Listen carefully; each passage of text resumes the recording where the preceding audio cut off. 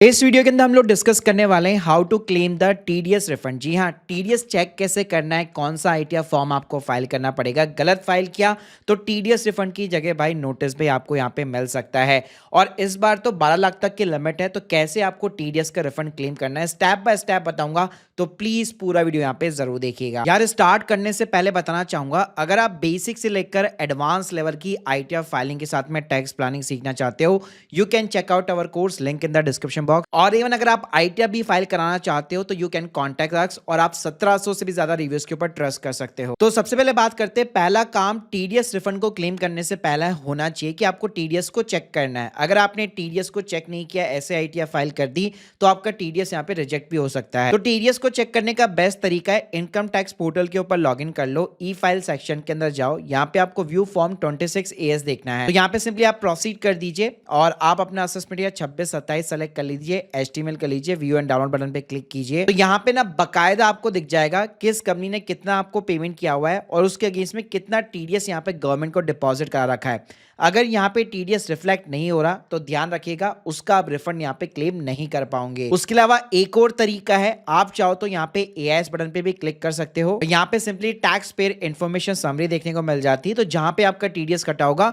वो ultimately income यहाँ पे आपको रिफ्लेक्ट होती हुई देखने को मिल जाएगी। तो अगर आपका टीडीएस यहाँ पे 26AS के अंदर बोल रहा है, तभी जाकर के उसको आप क्लेम कर सकते हो।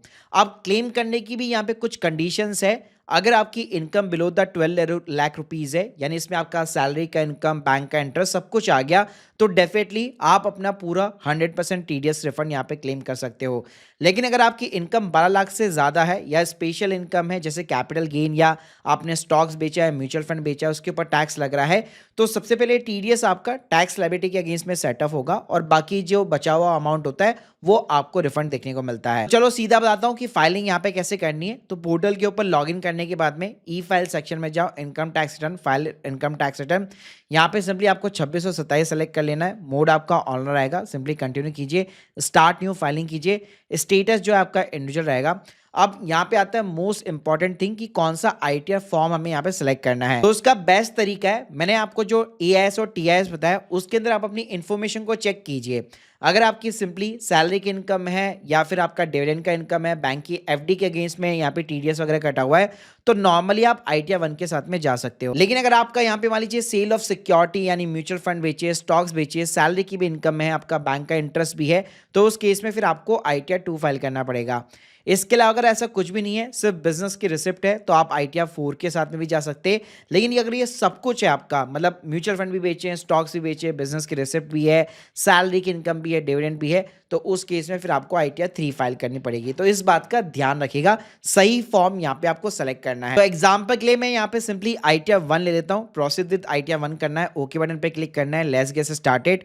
यहाँ पे रीजन पूछेगा क्यों फाइल करना चाहते हो, सिंपली आप अदर रीजन को सेलेक्ट कर लीजिए, कंटिन्यू कीजिए। अब यहाँ पे देखेंगे तो आपकी 5 टैब्स ओपन हो चुकी है, तो 1 बाय 1 करके कंफर्म करना है। शुरुआत करते हैं पर्सनल इन्फॉर्मेशन के साथ। तो यहाँ पे ना सबसे पहला काम आपको करना है नेचर ऑफ द एम्प्लॉयमेंट। तो अगर आप प्राइवेट जॉब करते हैं तो सिंपली आप अदर सेलेक्ट कर लीजिए, या फिर अगर आप गवर्नमेंट जॉब करते हैं तो ओपन बहुत सारे ऑप्शन आपके पास में आपको प्रोवाइड किए गए, ऐसा कुछ भी नहीं है, तो आप सिंपली नॉट एप्लीकेबल भी कर सकते हो।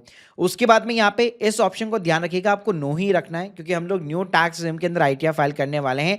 तो अगर 12 लाख रुपए की लिमिट का अगर आपको बेनिफिट चाहिए, उसके नीचे कोई आपका टैक्स नहीं लगने वाला, टीडीएस जितना कटा होगा फुल आपका रिफंड हो जाएगा, तो इस ऑप्शन को आपको हमेशा ही यहाँ पे नो रखना है। एक चीज का ध्यान रखिएगा, कैपिटल गेन का new versus old tax regime दोनों के ऊपर कोई इंपैक्ट नहीं पड़ेगा, मतलब दोनों के अंदर जो टैक्स रेट होती है वो सेम रहती है। तो मैं रिकमेंड करूंगा, टीडीएस रिफंड के लिए सिर्फ आईटीआर फाइल कर रहे हो तो हमेशा इस ऑप्शन को आपको नो ही रखना है और न्यू टैक्स रिजिम के अंदर ही आपको फाइल करनी है।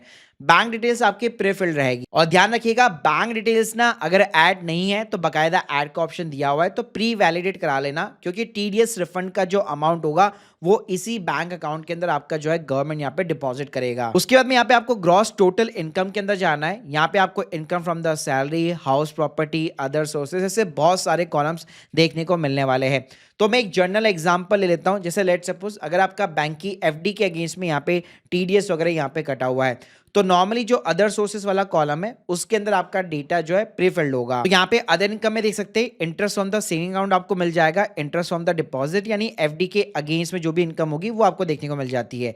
और ये इनकम अगर आप देखेंगे तो आपका जो एआईएस टीआईएस है उसके अंदर पहले से डेटा होता है, तो सिंपली आप यहाँ पे फीड कर सकते हो और चाहो तो आप चेक भी कर सकते हो जिस बैंक ने भी मेरा टीडीएस काटा हुआ है उसने यहाँ पे इतना पेमेंट किया और उसके अगेंस्ट में इतना टीडीएस कटा हुआ है, तो क्यूमुलेटिव बेसिस पे जितने भी बैंक्स का एफडी का पूरा जो इंटरेस्ट है वो इस कॉलम के अंदर आप डाल सकते हो। ऐसे ही मान लीजिए अगर आपका कोई कमीशन के अगेंस्ट में यहाँ पे जो है टीडीएस वगैरह कटा हुआ है तो भी आप आईटीआर 1 के अंदर ही यहाँ पे ऐड इन्फॉर्मेशन करना है आपको, और यहाँ पे एक एनी अदर का कॉलम दिया हुआ है, तो जो कोई छोटा मोटा कमीशन है उसके अगेंस्ट में टीडीएस कटा हुआ है तो डिस्क्रिप्शन में आप कमीशन वगैरह डाल के उसका अमाउंट डाल के यहाँ पे आप बकायदा उसकी रिपोर्टिंग कर सकते हो। ऐसे ही मान लो अगर आपका सैलरी के अगेंस्ट में टीडीएस कटा हुआ है तो सैलरी के अगेंस्ट में अगर आपको फॉर्म 16 यहाँ पे इशू हो रखा होगा अगर टीडीएस कटा हुआ है तो अपना इनकम फ्रॉम द सैलरी के अंदर आपको जाना है और यहाँ पे आपको salary as per section 70 subsection 1 दिया होगा, तो फॉर्म 16 में जितना आपका बेसिक सैलरी मेंशन है वो डिट्टो यहाँ पे आप डाल सकते हो। अगर वैसे तो यहाँ पे प्रीफिल्ड मिलेगा अगर आपका टीडीएस वगैरह कटा हुआ है तो नीचे आपको कोई भी डिडक्शंस वगैरह देखने को नहीं मिलती है, केवल यहाँ पे आप जो भी बेसिकली इनकम डालेंगे उसके अगेंस्ट में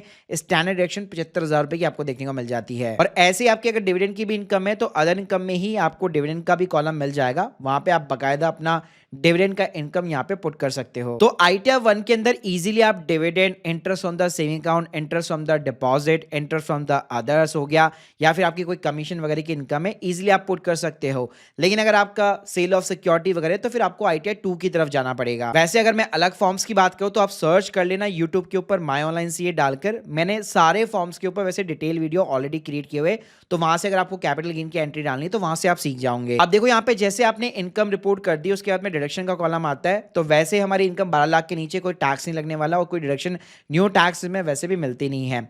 उसके बाद में मेन हमारा कॉलम होता है टैक्स पेड का। यहाँ पे जो टैक्स पेड के अंदर जो अमाउंट है वही टीडीएस होता है अल्टीमेटली और उसी को आप क्लेम कर पाओगे।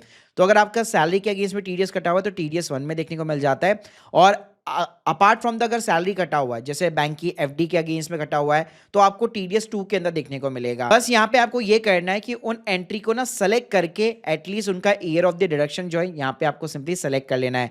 तो जितनी भी एंट्री से आप 1 बाय 1 करके यहाँ पे रिव्यू कर सकते हो। कई बार ये होता है कि यहाँ पे 26 एएस में तो मेरे को एंट्री दिख रही है लेकिन वो एंट्री यहाँ पे नहीं आ रही, तो कोई दिक्कत नहीं है, यहाँ पे आपको ऐड करने का बटन दिया हुआ है, तो सिंपली यहाँ पे आप टैन नंबर डाल सकते हो। यहाँ पे बकायदा टैन नंबर आपको मिल जाएगा। उसके बाद में पार्टी का नाम डालो, नेम ऑफ द डायरेक्टर, फिर कौन से ईयर में या किस सेक्शन के अंदर आपका टीडीएस कटा हुआ है, तो इसको जैसे आप ड्रॉप डाउन करोगे सेक्शन नंबर वगैरह सब कुछ मिल जाता है। तो यहाँ पे ना मैनुअली भी जो है आप अमाउंट को ऐड करवा सकते हो। ऐसा नहीं है कि अगर एंट्री नहीं मिली तो मैं टीडीएस को क्लेम नहीं कर पाऊंगा। बस मेक श्योर करना कि आपका 26 एएस और जो टैक्स पेड वाला कॉलम है वो ना मैच होना चाहिए, ये कॉलम आपके मैच होने चाहिए। इसके लिए अगर आपने एडवांस टैक्स का पेमेंट किया हुआ है तो वो एंट्रीज यहाँ पे आपको प्रीफिल्ड देखने को यहाँ पे मिल जाती है। फिर लास्ट कॉलम होता है वेरीफाई योर टैक्स लायबिलिटी। तो मैंने जैसे बताया अगर 12 लाख रुपए के नीचे इनकम है तो कोई भी आपका टैक्स नहीं लगेगा, अल्टीमेटली आपको रिबेट देखने को मिल जाती है।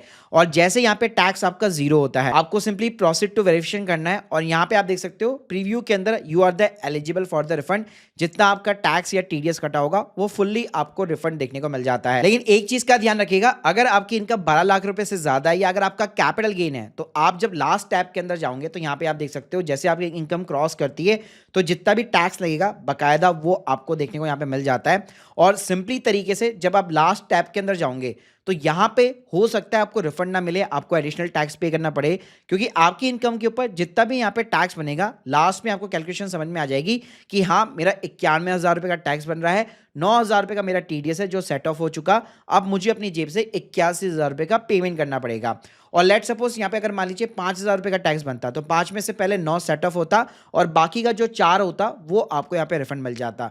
तो इतनी सी बात समझ लीजिए कि अगर आपकी टैक्स लायबिलिटी बनती है तो वो टीडीएस पहले यहाँ पे सेट ऑफ होगा और बाकी जो बचा हुआ अमाउंट होता है वो आपको रिफंड देखने को मिलता है। तो देखो अगर सब कुछ करेक्ट है तो सिंपली आप प्रीव्यू कीजिए और यहाँ पे चेक बॉक्स पे क्लिक कीजिए, प्लेस डालिए, और जैसे आप प्रोसीड टू वैलिडेशन करेंगे सब कुछ अगर करेक्ट है तो लास्ट में एक ओटीपी डाल के आप अपनी आईटीआर को सबमिट कर सकते हो। अब रिफंड का टाइमलाइन भी मैं आपको बताना चाहूंगा कि जैसे आप अपनी आईटीआर को यहाँ पे सबमिट करते हो ओटीपी के साथ में, उसके बाद में 1 से 1.5 महीना, 2 महीना, 3 महीने का आपको ऑन एन एवरेज यहाँ पे वेट करना है।